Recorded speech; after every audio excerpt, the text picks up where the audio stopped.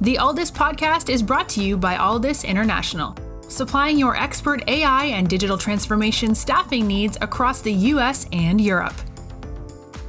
Today, you are listening to our ServiceNow series, where we interview the best and brightest of the industry to share their story, advice, and views on the exciting world of ServiceNow and digital transformation.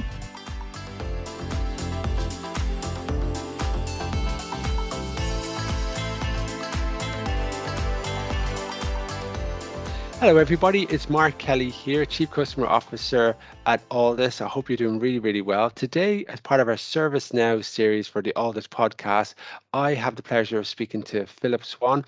Philip is a managing consultant at Wrangu. Philip, very good to have you on the show. So Philip, tell us a little bit about your background before you joined Wrangu and how you get into the world of ServiceNow. Sure. Well, first of all, as well, thanks for having me. How did I get into ServiceNow? Well, my background is very much in IT.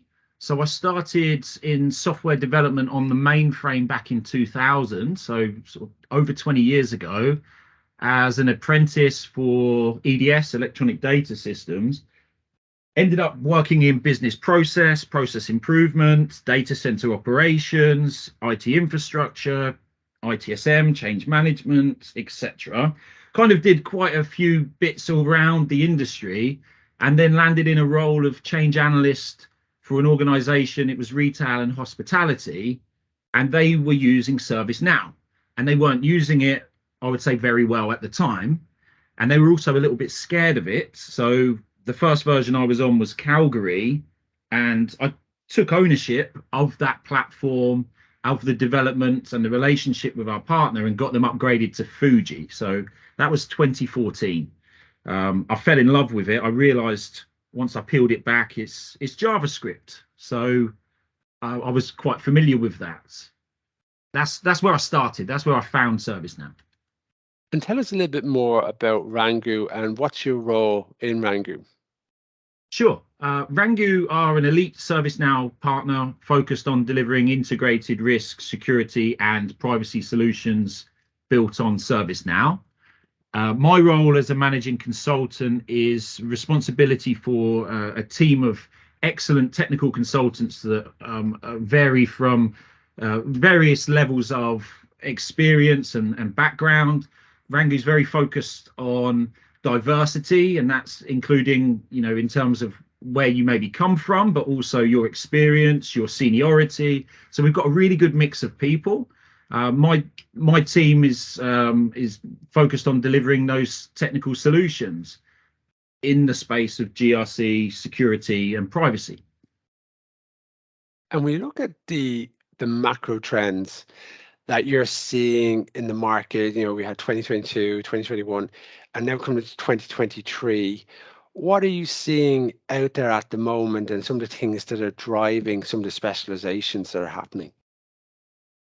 So I think the one word is risk, really, and cybersecurity related to those risks, but also resilience around management of those risks. If you take COVID as an example, it was a global pandemic, may have been on some organizations' risk register, but did they really take it seriously? Did they really expect it to happen in the way it did? And were they ready to respond? I think you saw a lot of organizations able to pivot, but now we're a bit more tuned into those potential situations that can occur. And now we see, other situations happening, the war in Europe. And I think organizations, supply chain risk as well related to that, organizations are a bit more prepared to invest in dealing with those potentials now. So whereas before they maybe crossed their fingers and toes, now they're dealing with it as part of their digital transformation. So they are investing in taking care of their security, identifying their risks, making sure they've got the right controls in place, managing those controls, responding to the risks.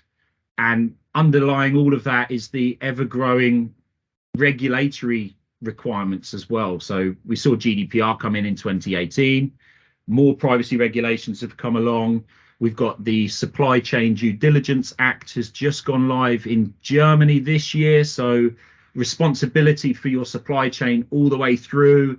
It's getting heavier and heavier from a regulation perspective. And I think ServiceNow is best placed to help organizations Yeah, deal with that. and why do you think ServiceNow is best placed to help us support with that? Because organizations are going all in with ServiceNow. So they have invested in ServiceNow to help their organization transform digitally, to help manage their workflow through the organization and all the good stuff we know about ServiceNow. If your business is running on ServiceNow and it's represented on your ServiceNow platform, then it makes sense to augment that with GRC and SecOps and start to plug it in and start to see your business in, as represented in GRC. It's like a natural fit. And what would you see as some of the benefits to kind of going all in with ServiceNow and actually going on that journey, particularly to manage risk? So if you've got your organization dealing with their processes and optimizing them and starting to tune them in and make them more effective, you also start to get all of the underlying related records as well. So the CMDB, for example, when you start to attach that to your risks and your controls, you can start to measure it against the process and the way your process is performing. And you start to see some of the stuff you'll start to see coming from Wrangu as well. When we talk about compliance solutions, we start to build in compliance by design. So you don't have to just run your process and then come along later and hope that it satisfies the auditors. Actually, your processes will start to be implemented in a way that is compliant by design. So everything you do will be compliant, and you'll be able to then start to tune and improve and respond to those areas. So it's a maturity journey, but ServiceNow is the place to do it. And what's exciting you most at the moment about the platform? Well, workspaces have been out since Quebec. They really properly configurable workspaces. I know the workspaces have been going for a little while, but the configurable workspaces really took off in Quebec, Rome, San Diego, Tokyo now. I think Utah has just gone to early release for partners. So that maturity of the workspace and the experience that the users get while using ServiceNow is going to help make their processes, their work more intuitive. So the experience they get in the workplace is going to be like consumer grade, the experience that you would expect from technology nowadays anyway. It's always been behind in the organizations. And I think ServiceNow is really modernizing there. So I think workspaces give us the opportunity to help organizations and their people have better experiences from beginning to end. And how's that helping businesses? Well, I think if you don't have a good experience at work, then maybe you don't enjoy your work, or you struggle to realize the value of what you're doing. So if you can take that friction out of the work and start to be able to be more effective as a person in a workplace, and understand your role and how that helps and how that drives, the benefit for the organization you work for, I think it will give people a better feeling. And then if you feel good at work, you're going to do better at work. So Yeah. I think it all kind of comes together. Yeah, I can see how it can come together.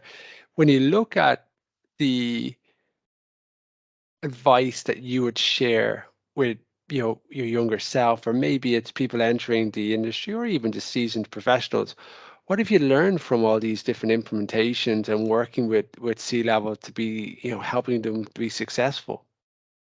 I think one of the things that's becoming more obvious to me right now, and something that I could possibly share, not sure how this will sound, but the fact that you said from C-level, etc., it doesn't matter what level the person is. Everyone you deal with, they're people.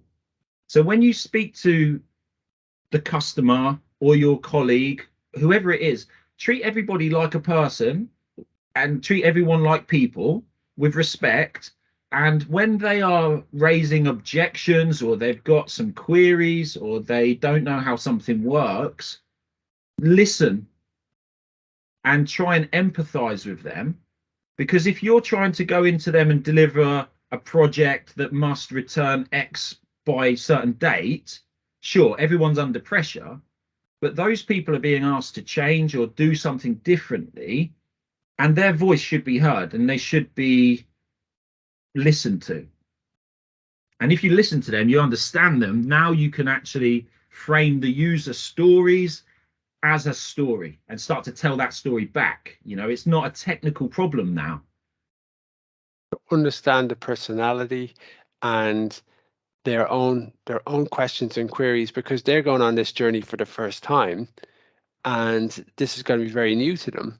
So you need to actually be very cognizant of that, and then treating people with the respect that they deserve. And it's not that people don't usually go out to not respect people, it's just maybe they're not mindful enough of how they're going to engage with them, or take on people's concerns or reservations about the new implementation, because change is difficult. We were talking off air about, New Year's resolutions and things like that. Any type of change takes time to adapt to and actually build up the habits to allow for that. Sure, and the thing is, it might not be, you said they're doing this for the first time, but actually it might not be. It could be the second time. It could be that they've seen it fail before, and therefore they want to make sure that mistake is learned and not repeated. Yeah, so I think dealing with meeting people where they are and bringing them with you is something that I'm trying to get better at, and trying to understand everyone's perspective rather than just forcing a solution on them. And when we look at winning teams and successful teams, tell us a little bit about some of the wins that you've seen building your own team and working with teams that have been able to achieve extraordinary results. One word is trust. So without trust, you don't have anything really to base that relationship on. So if you can build trust with your team, and that might be your project team or your actual team, if it's direct reports and so on, or even just your colleagues, if you can build trust, that allows you to deal with conflict in a more effective way. And then from that position, you're in a much better place to be able to respond to those concerns. But if you don't have trust there, then people are questioning your motives, or they're not sure why, they think you're judging them, or lots of thoughts can ensue. What's next for the platform as it pertains to your industry, and where do you think it's going? So I think it's going to get more and more embedded. I think over the last few years, GRC starts to become more of the star of the show, and it's more front and center. And you can see that in the way that things like policy exception has got out of the box integrations with anything on the platform. So you could be in any process, incident management, for example, and you could say, this is not going to follow the process. You therefore know that that might fail a control. So you can proactively raise a policy exception from anywhere in the platform. And therefore you have a central log of all the things you're not doing that you should. And that goes through a process of risk assessment and feeds back into your control management and so on.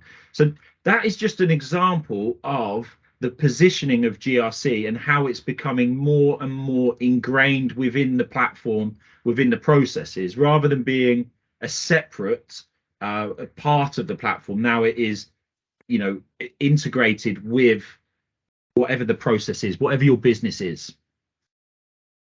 So embedded in, getting right in there. Absolutely, and take that from an experience perspective as well. Think about workspaces. If you are an analyst or you are some kind of user in the platform, you go in, you've got that persona-based workspace and experience. Just imagine that your controls and your risks are there with you. You carry them with you.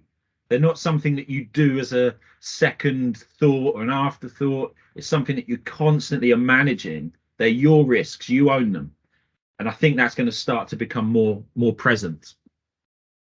You've been listening to the Alldus podcast as part of our ServiceNow series. I've had the pleasure of speaking to Philip Swann. Philip is a managing consultant at Wrangu. Philip, thanks for your time today. Thank you so much.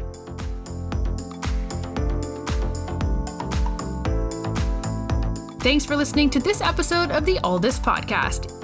If you enjoyed today's episode, don't forget to subscribe, rate, and review. We are available on Apple Podcasts, Spotify, and any Android podcast of choice.